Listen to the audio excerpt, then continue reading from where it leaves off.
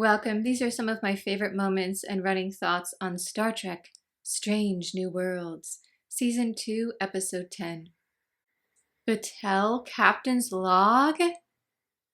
Can we also get a Battelle show? Even better, we have her with Chapel. I was wondering if we would be following along with Nurse Chapel's journey or if she would just kind of drop out of the series for a while. And I like that we are going to see some of her adventures. Battelle and Pike were just too adorable on that call. He's getting better at this. I'm so proud. Although we had that previously on Gorn intro, so at this point I was starting to get really worried about Battelle because she's obviously not in TOS, so we might lose her. We'd better not, but we might. What a visual. Oh no, Parnassus Beta is technically outside Federation space? Neutral territory border dispute. Classic Star Trek. How do you keep people safe without sparking a war? Monster is a word to describe those who don't understand us. And sometimes a monster is just a monster. Fantastic conversation between April and Pike here. I could definitely see both sides. Uh-oh, that looks like a starship debris field. Wait a minute. Chapel was beamed aboard. Does that mean she's still somewhere in there? Or evac? On the surface? Where is Chapel? If I was Pike and I rolled up on that, knowing Battelle was probably on the ship, I'd be like, I'm sorry, Admiralty. I'm gonna go Gorn hunting. This is why I would not make a good captain. You should keep me in tactical. Or maybe just as the chef to be really safe. I appreciated the directing style here, how after they saw the hull pieces scattered around, there was no dialogue for a while. It was just complete silence as they showed each character's response of just absolute horror. We all needed a moment there. Oh no, they are now totally helpless and the Gorn are after them already. Uhura's expression says it all. And then when Pike was stuck between following orders or rescuing survivors, I volunteer to go. I also liked how La'an was a voice of reason here and was going, yeah, we can't just charge in. We need an actual plan. Great moment with Ortegas as well. Very Battlestar Galactica. Just pretend to be space debris, like Boomer did. Looking fetch, Ortegas. The uniform with this haircut? Yes, queen. I love it.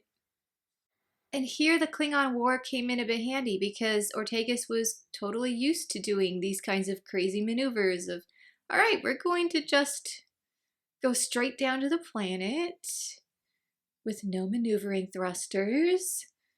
And she was like, oh yeah, I did this 1,000 times in the war. It's fine. And everyone else is like, that was such a good scene.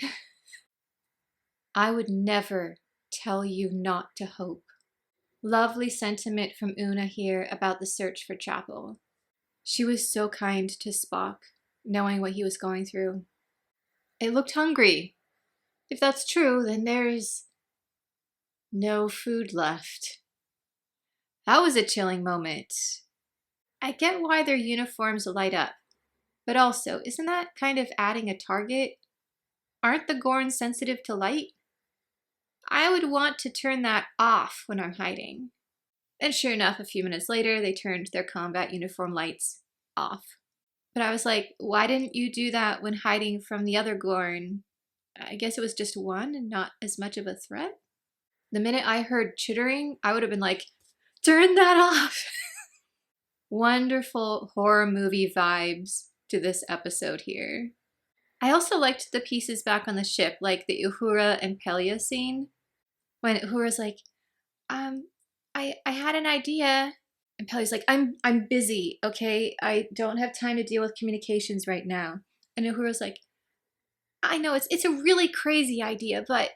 And then Pelia goes, Crazy idea? You have my attention. I like crazy. Sometimes hope is a choice. Interesting theme going on with this episode. For what's basically an Gorn storyline, it was also very contemplative. Wait a minute. I'm hearing a Scottish accent. He seems to be a brilliant engineer who's very creative. Is this who I think it is? I mean, I love Pelia, don't get me wrong. But is this Scotty? Yes, it was. What an entrance. And he's so young and adorable. I can't. Battelle is alive! I had been genuinely panicking up to this moment, figuring they would find her mutilated corpse somewhere along the way. And then Scotty explaining his story using like kids' chalk on a blood-splattered table was just so cute. And then getting more nuance on the Gorn and how they might have swarm cycles that are light-based. Really interesting. I want to know more. And back to Pelia.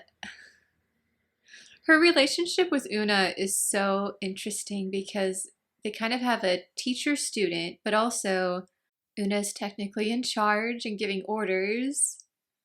And they've gotten to the point where they have a grudging respect for each other at this point, I think. Anyway, it's very complicated and highly interesting. Oh, good. Christine is still on board. Oh, no. I think she might be on the saucer section somewhere, about to be obliterated. She was so focused, though, and that's definitely something that I admire. It would be easy to completely freak out in her situation, and she didn't. I'm sorry, a Gorn in a spacesuit? Even more scary than just regular Gorn running around. I don't know why the spacesuit just added that extra element for me, but it did. Maybe because it really honed in on the fact that they are a highly intelligent, advanced species, in addition to being terrifying monsters. The minute the Gorn did not attack Battelle, I was like, oh no. The only reason they wouldn't is because she's been implanted with eggs and it recognized that and backed off. Which means we might have another Hammer situation. So Hammer was my favorite character until, well, that happened. And Battelle is my current favorite character, and I swear, Strange New Worlds, if you kill both my favorite characters off the same way,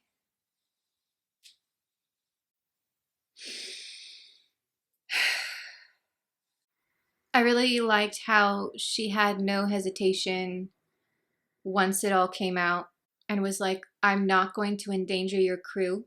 I'm not coming back with you. I'm staying here. What's gonna happen to me, and I don't want to be near anyone when it does. If you want me to actually do something, I will. I am happy to go do some kind of a heroic sacrifice to save people, but that's it. Chris, you have to let me go. And at this point, I was like, I cannot deal with the stress of this show. And then they get back on board the Enterprise, and the first thing she basically says is she turns to Chapel and is like, look, if it isn't going to work, I want you to take me out. Promise me you'll take me out.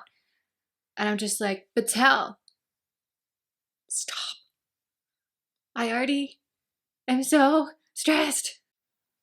The shots in this episode really feel like it's a feature film. I hope somewhere in my area when season 2 begins, we can get like a cinema-size screen showing of this episode and then the premiere, because that would be amazing. And then this whole fight sequence with the phaser floating and no gravity and everything. Oh, it was so well done. Good teamwork from Spock and Chapel. One of the best fight scenes in Star Trek, I think. It reminded me a little bit of the one in Enterprise where they had like the time dilation and everything was slowed down weirdly. Yeah. Okay, this is the team up that I wanted. Two chaos geniuses trying to get the situation figured out. I loved Pelia's reaction as well. She's like, "You were one of my best students, but your grades were terrible." From which I kind of extrapolated that Scotty just did his own thing and wasn't good at following the rules. So, like, she would give an assignment and he would be like, "Yeah, no, I have this other incredibly cool thing that I made."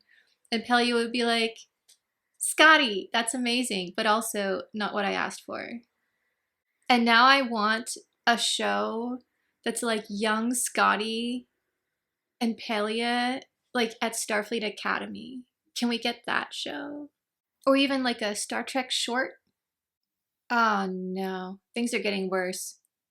Mbenga and the colonists are now on a Gorn ship. Possibly as lunch. At least they have La'an with them. She's pretty familiar with the Gorn. And then we got the scene at the end with the classic Star Trek space battle acting. You know what I mean. Everyone get ready. All right, phasers are starting.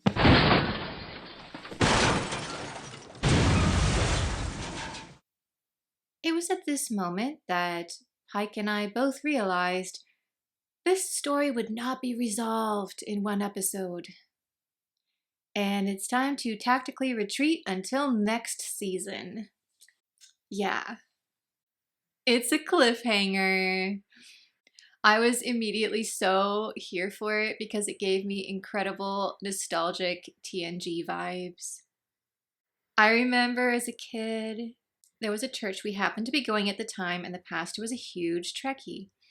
And so we took over the entire church and decorated it as a starship for the premiere of the next season. So on the big screen that's in the worship center, rather than hymns, we would have the two-parter, the last season cliffhanger, and then the opening season first episode. And everyone would come in full costume. The food was all themed. We had like gagh and stuff. It was wildly cool. I remember going as Dr. Crusher one year. I had this tiny little lab coat and I had out of cardboard made some of the medical equipment that I'd seen on the show. I would go around scanning people. We had like full-on Borg showing up. Klingons were always a popular costume choice. When you arrived, it was a transporter pad and you would shout like 2 to beam up. And then someone would open the door, play the little beaming effect, and the person would walk in as if they beamed aboard. It was so good. Yeah. Anyway, having the cliffhanger here just brought that all up. I felt like I was a little tiny child watching The Next Generation again. Anyway, season 3. Let's go. Or I guess as Pike would say, hit it.